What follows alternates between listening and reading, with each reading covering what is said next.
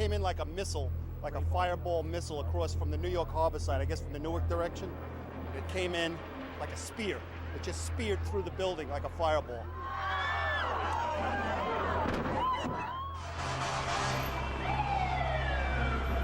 You know, you can see the cut of the incision into the building is sideways, so the plane was slightly on its side, and that's why it made me think maybe it was in distress. But then when it obviously hit, there was almost no doubt that it was intentional. I dropped the phone, and my arms dropped to my side, and I just heard everybody in the office say, "Get out, get out." And then it was when I was heading down on 27, just about 27, didn't hear an explosion. All of a sudden, the staircase moved, and a crack in the wall appeared, maybe about 6 or 8 inches. I kept on looking at the numbers coming down the stairwell, 15, 14, counting, and then I actually thought, oh, I can make it. And when I got out, I looked like I've never seen war up close, but today I have.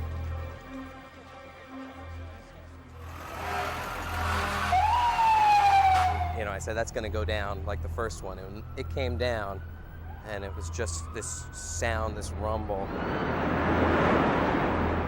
and this mass cloud coming at us. It was intense.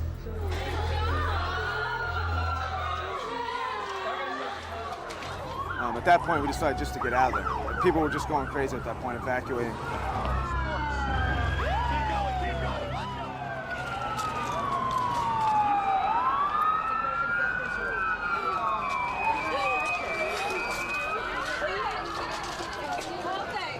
Everybody go straight. This ambulance is about 100 feet ahead.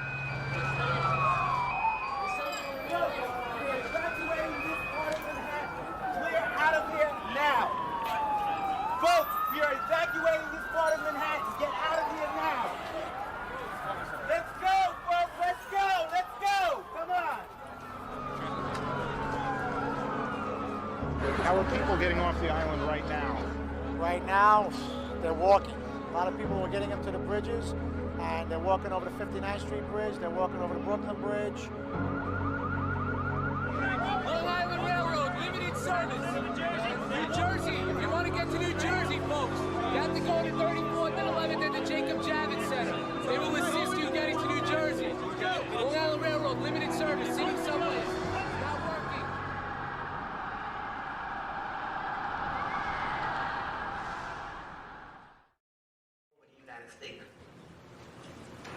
Now, we, for the mere fact that black people in this country, about 10 years ago, start putting on African clothes, wearing koofies, and trying to identify with Africa, it automatically means that we needed some doggone compensation to the point whereas we needed the goddamn Africans to cut off some goddamn slack with this bullshit going down, whereas they ain't got shit to do with us. Yeah, I'm gonna just go ahead and tell you what time it is. Now what I'm talking about here is this here.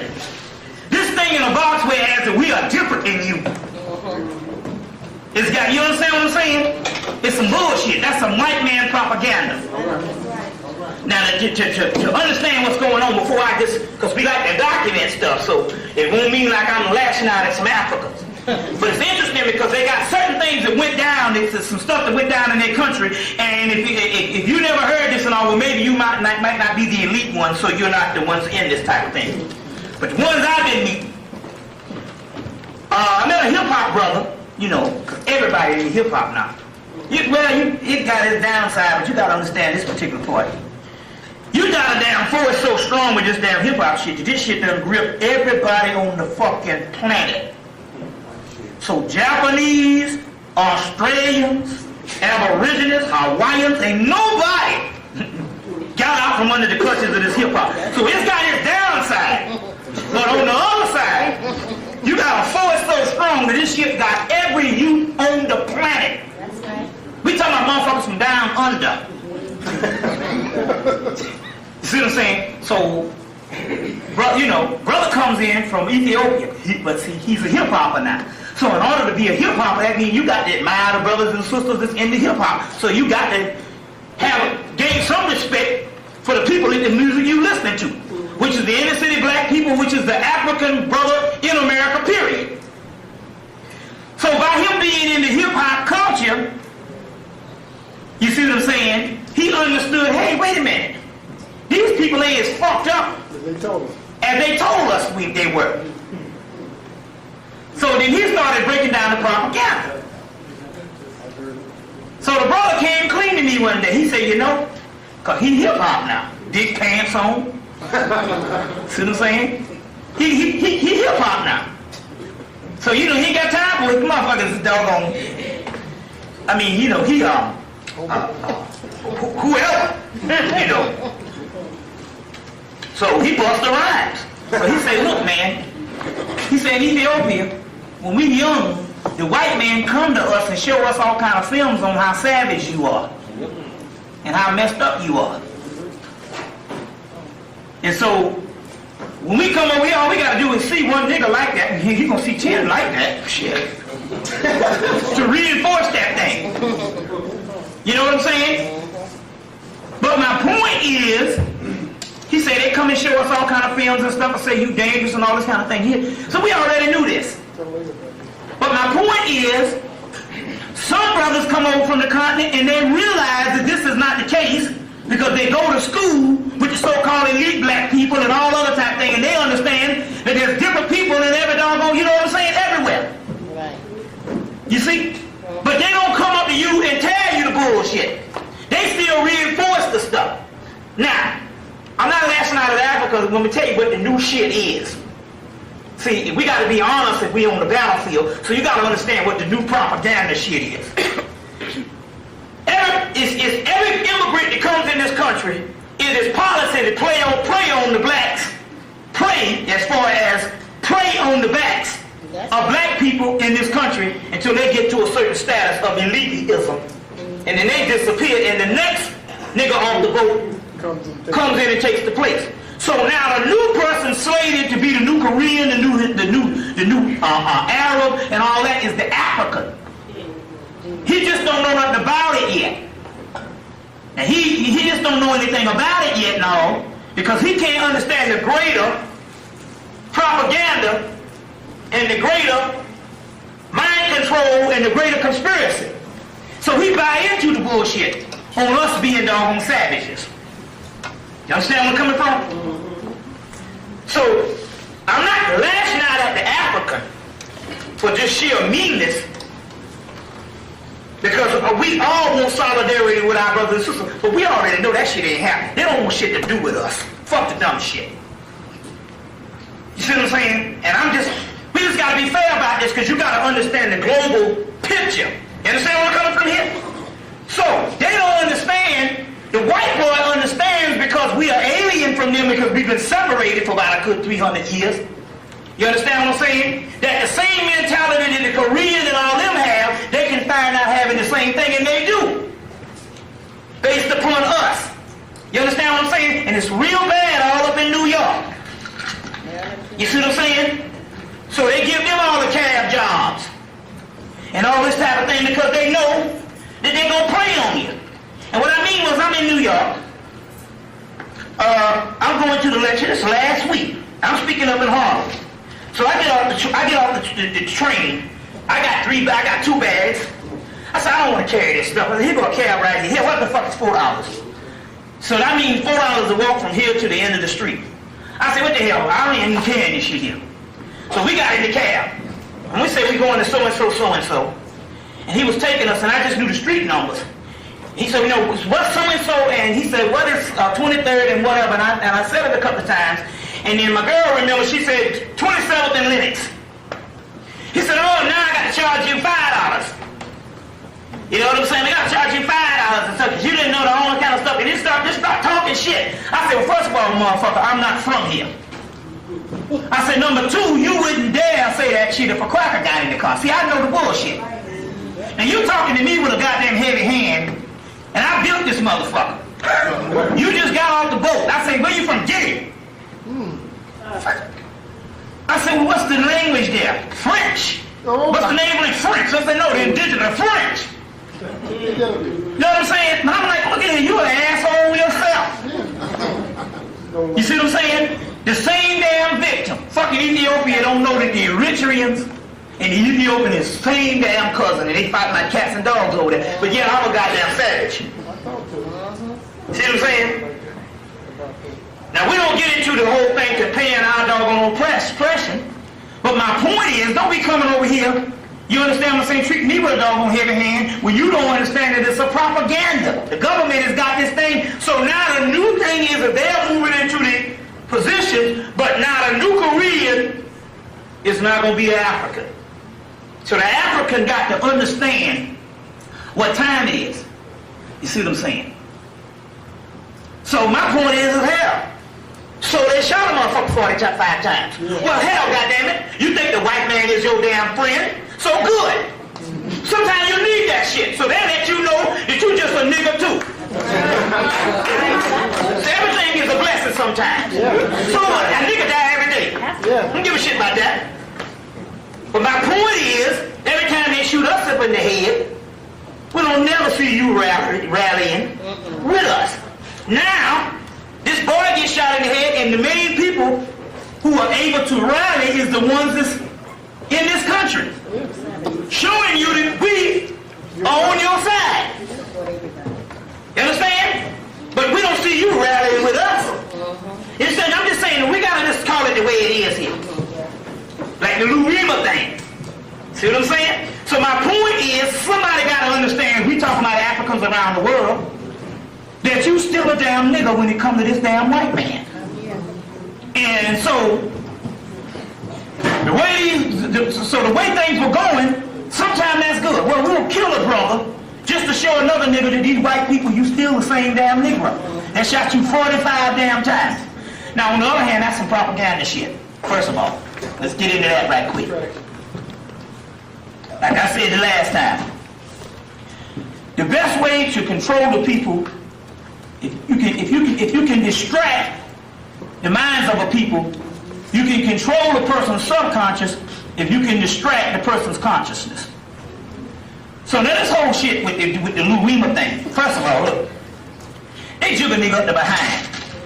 What the government policy is, anybody come up in here, we got the right to kill them, and say you grab a cop gun.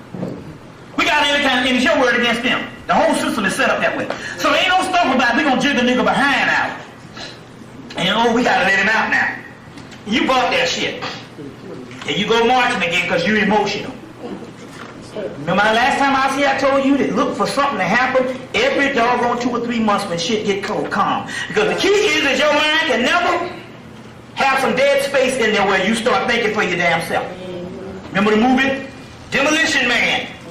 Remember they had the game going all the time. Yeah. But yet the revolutionary group had to break through with a bogus signal just to tell the people, hey, this is the real shit that's going on. See where I'm coming from? Get where I'm coming down? Get where I'm coming from here? So the key is, they got to keep some stuff going all the time. So the whole thing is, that whole shit is a damn government setup. Nobody gonna shoot nobody no 45 damn times. That's why it's senseless. You see what I'm saying? But then again, on the other hand, I'm gonna tell you the truth, the Rodney King shit was set up from the get-go. So they get ready to do the whole thing again with the whole riot thing. Especially if they let the damn crackers off. Because they already started apologizing for them. But you gotta understand, there's nothing that is going on out of a vacuum. Everything is planned. So anytime they gonna shoot a person 45 times, that means in actuality, they need to distract you, and the best way to distract you is based on emotion, because they know the first thing you do is hit some damn street. You understand what I'm saying? So that's a distraction to keep your mind off of what's really going down, because they got that big ass black hole out there that the earth is inside of, and I told you about the last time, and they got to keep your mind down. Now, since it's more fair, since we in the origin of the Ahmadiyya Muhammad's Nation of Islam, started out right here with the Master Quran Muhammad. That's why it's always powerful when I come here. It pays not to sell out. Remember that shit. Now Khaled sold, now Farrakhan sold Khaled out on national TV. Chastised him in front of all the motherfucking Jews and the crackers for saying something that Farrakhan said his damn self. What the hell did Khaled say that Farrakhan didn't say? And whatever little inner thing that you do, you set somebody down or whatever, you don't do nothing in front of the cracker. You never chastise your person in front of the cracker and wouldn't have nothing to do with Colin. For the last longest. See what I'm saying? Sold the man out. Okay. Sold the man out right on TV. On national TV. Apologized to the Jews. And then all of a sudden, the last 3 years, he tried to appease their asses. All of a sudden, fire come with all the crackers on C-SPAN every time you see him. Oh, they said, let me tell you something. See, some shit went down. When they announced about him dying, because he on his way out, because he ain't gonna get no help from the spiritual realm. I'll go into that in a few minutes too. So the only thing he can do is lay up on somebody's table and put some radiation up in his ass. Because he done sold the motherfuckers out. All this telling I can hear, see, it pays not to sell out. You won't be seen with Colin, but you'll get seen with Reverend Moon and every other white motherfucker fell off a plantation. Alright, okay. Selling out. Now then all of a sudden you done turn to Jesse Jackson. Okay. The day they announced about the whole thing broke in the Village Voice about him being sick and all this, them white people on TV, on the talk radio down in Georgia had a field day. It was almost like the coming of the Messiah. They just had a field day and they just got just downright nasty, just talking all kind of junk about his anus. I mean, they just called it on the date and they had a field day, because you got to understand one thing about them. You forgive like you forgive George Wallace, that cracker. White people don't forgive you. Ever. That's policy. Never, ever, ever forgive you. Understand where I'm coming from? So no matter how much he try to down, won't see the black leaders and snub us. But if you see with the white man, he don't realize white man don't never forgive. And I said, you know, it's sad, because it was just hundreds of people calling in, white people. And it was so sad. I was like, you know, this is horrible, man, the way they drilling this man and having a celebration on him. I said, but you see, all that damn selling out was to no avail. They still don't never forgive your ass. So we don't coming from here? Now he up in the doggone hospital. Let me let you in on a little secret. This is how you know it ain't. You ain't got to worry about me, because I ain't wrong for talking shit about him. This is policy. Anybody know this? That a holy person don't get sick? The word dis-ease or disease is what it is. It's dis-ease. Now I know what I'm talking about. If you do the right thing, I get hurt every now and then. And I swear to you, this is my right hand to God, which is myself.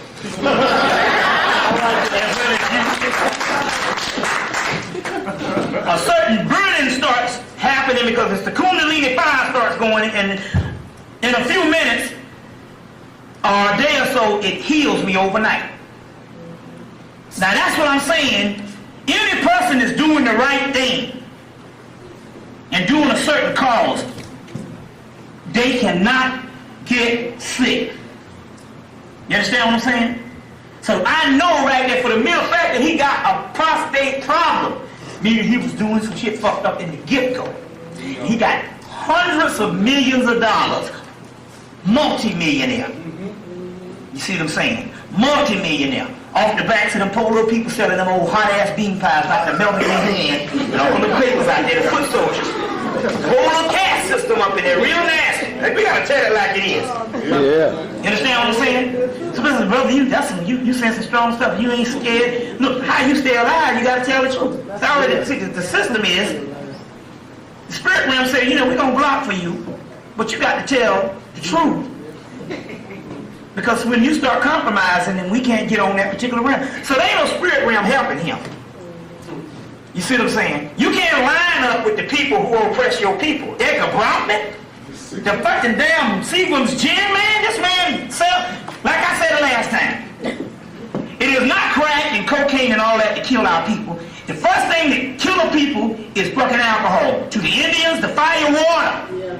So you gonna line up with Edgar Brockman and agree to build a hotel in Washington, D.C. with a damn, first of all, a white Jew. Number two, a damn liquor man that sell. He's not like he's selling that with that single malt scotch. What is it? There's a double malt that's more expensive than single malt. Single malt scotch. It ain't like that high shit single malt scotch and all that. We talking about Seagrams. We talking about brown paper bag around the back of the building, Mom. That can kill a million niggas. Fire water. You gonna hook up so the spirit realm can't help you. You can't run to the spirit realm like that. You see what I'm saying? So it don't work that way. So that's what I'm trying to say. It pays not to sell out. You gonna step to college and say you can't call the white man the devil no more. Well, even if you don't even believe in all the whatever you don't get into, just by doggone balance. You need to do that. We're not talking about you dealing with the past. Wait a minute, hold on now. He go and bomb Saddam Hussein because they say he get nuclear capability. South Africa got nuclear capability. You ain't bombed their ass. That's right. Well, he's a hostile nation. That's the first thing. Well, he's a hostile nation. Well, South Africa was hostile. Still is. Still is. You didn't bomb them. Israel is. Yeah. You understand what I'm saying? Oh, well, you know, we didn't say, what's the name of the place? Slobodan, whatever that shit is. Kosovo, whatever. This is a hard nation. They got genocide. They got a war going on between Ethiopia and Eritrea for 6 years, and then thousands died. They killed almost 1 million people in Rwanda. We didn't see no damn NATO forces.